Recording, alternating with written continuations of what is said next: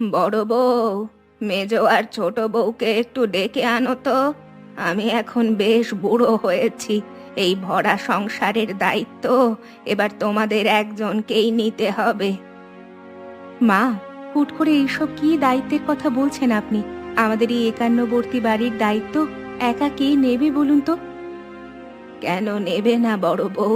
তোমাদের তিনজনের মধ্যে থেকেই তো একজনকে এই সংসারের হাল ধরতে হবে। আমি তো আর চিরদিন থাকবো না। কিন্তু মেজো আর ছোট তো এখনো অনেকটাই কাঁচা মা। এই বিশাল বাড়ির কাজের আসল গুরুভার আমাদের মধ্যে কে নেবে তা কিভাবে ঠিক হবে? যার কাজ আর বুদ্ধি আমার মনের মতো সবচেয়ে বেশি যোগ্য হবে, আমি খুশি হয়ে সেই বউয়ের হাতেই এই চাবির গোছা তুলে দেব। আপনি যোগ্যতার কথা বলছেন মা, কিন্তু আমাদের যোগ্যতা কিভাবে প্রমাণ হবে বলুন? আপনি কিভাবে বুঝবেন কে এই কাজের জন্য সবচেয়ে বড় যোগ্য? তার জন্য তোমাদের তিন বউকে কাল দুপুরে এক হাঁড়িতে সুস্বাদু মাংস রান্না করতে হবে। যার রান্না সেরা হবে তাকেই বেছে নেব। আচ্ছা মা, আমি মেজো আর ছোটকে আপনার এই রান্নার নিয়মের কথা এখনই গিয়ে জানাচ্ছি। আপনি বারান্দায় বসে চিলতে জিরিয়ে নিন। মেজো, ছোট, তোদের দুজনকে একটা কথা বোঝানোর জন্য আমি এখানে ডেকেছি রে। আমরা তিন বউই তো এই বাড়ির সমান অধিকার রাখি। হ্যাঁ দিদি, তা তো অবশ্যই রাখি, কিন্তু মা হঠাৎ সকাল সকাল চণ্ডীমণ্ডপে ডেকে তোমায় কি বলছিলেন আমাদের একটু খুলে বলো তো। মা বলছিলেন আমাদের একজনকে নাকি সংসারের পুরো দায়িত্ব দেবেন। তার জন্য আমাদের সবাইকে আলাদাভাবে মাংস কষা রান্না করার পরীক্ষা দিতে হবে রে। আলাদা মাংস কষা রান্না করতে হবে আমাদের? কিন্তু দিদি, আমরা যদি আলাদা রান্না না করে এই বাড়ির নিয়ম মেনে একসাথেই সব কাজ করি? আমি তো সেটাই তোদের বলছি রে। আমরা একলা কোনো দায়িত্ব না নিয়ে তিনজনে মিলে একসাথে মাংস রাঁধবো, তারপর সমান দায়িত্ব ভাগ করে নেব। দিদি, তোমার এই কথা শুনলে মা রেগে যাবেন না তো? মা তো আমাদের তিনজনকে আলাদাভাবে পরীক্ষা নেওয়ার কথাই তোমায় বলেছিলেন। মা একদম রাগ করবেন না মেজো। আমরা একসাথে ভালো করে রাঁধলে মা খুশি হবেন। কিরে ছোট, তুই এই কথায় রাজি আছিস তো? তুমি যখন এত করে বলছো দিদি, তখন আমার আর কোনো অমত নেই। আমরা তিনজনে একসাথেই কাল উনুন পাড়ে রান্নার জোগাড় করব। মেজদি, ঘুমালি নাকি রে? আমি তোর ঘরে জরুরি একটা কুপ্রবৃত্তি নিয়ে কথা বলতে এলাম। দিদির ওই মতলব তুই বুঝতে পেরেছিস? কোন মতলবের কথা বলছিস ছোট? দিদি তো আমাদের ভালো কথাই বললো। আমরা তিনজনে মিলে একসাথে কাজ করলে তো সংসারের মঙ্গলই হবে। তুই বোকা মেজদি। তিনজনে দায়িত্ব নিলেও বড় বৌদি সবসময় আমাদের ওপর নিজের কর্তৃত্ব ফলাবে রে। ও আমাদের চালচলন ভালোই বোঝে। দিদি আমাদের সবাইকে ভুজুং ভাজুং বুঝিয়ে সমস্তটা নিজেই আয়ত্ত করার চেষ্টা করছে বলছিস? কিন্তু আমরা এখন এই ফাঁদ থেকে বাঁচবো কি করে? আমরা দুজনে মিলে কালকের ওই রান্নার পরীক্ষায় বড় বৌদিকে এমন এক বিপদে ফাঁসিয়ে দেব যে মা দিদির ওপর চটে যাবেন। তুই দিদিকে ফাঁসানোর কথা বলছিস ছোট, কিন্তু আমরা কি দিয়ে এই ফন্দি আঁটবো? আমাদের কাছে তো তেমন কোনো ভালো উপায় এই মুহূর্তে নেই। তুই ওসব নিয়ে একদম চিন্তা করিস না মেজদি। আমি একটা মোক্ষম উপায় ঠিক করে ফেলেছি। কাল রান্নার সময় তুই শুধু আমার পাশে থাকিস।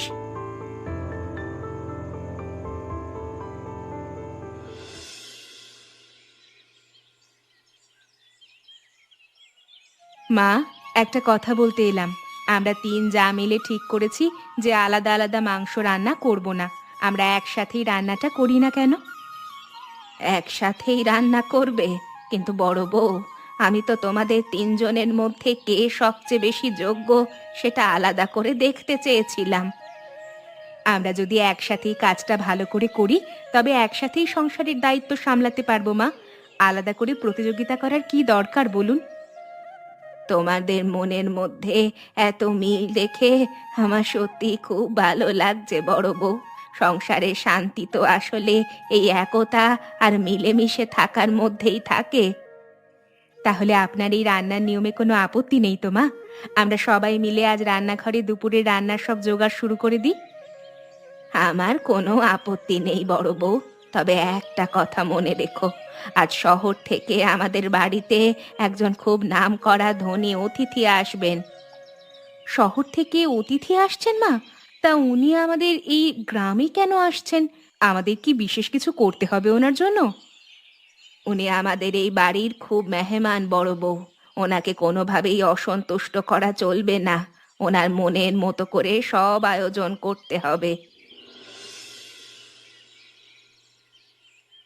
মেজো, ছোট, তোরা দুজনে হাটের থেকে আলাদা আলাদা মাংস আর রান্নার সব মশলাপাতি কেন কিনে আনলি রে?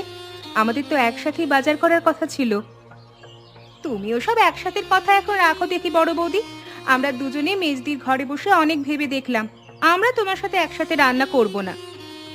তোরা আমার সাথে রান্না করবি না মানে? কি রে ছোট, কাল রাতে তোরা নিজেই তো বললি যে তিনজনে মিলে একসাথেই শাশুড়ির পরীক্ষা দেব।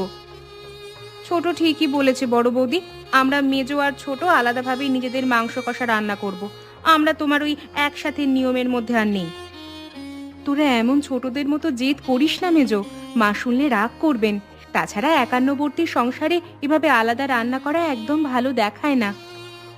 মা রাগ করলে করবেন বর্দি, আমাদের যা ভালো লেগেছে আমরা সেটাই করব। তুমি তোমার মতো আলাদা রান্না করো, আমাদের কাজে একদম বাধা দিও না। তোদের আমি কত করে বোঝাচ্ছি রে ছোট, তোরা আমার কথাটা একটা বারের জন্য কানে নিচ্ছিস না কেন বলতো? এভাবে আলাদা হয়ে গেলে সবার কাছে আমাদেরই লজ্জা।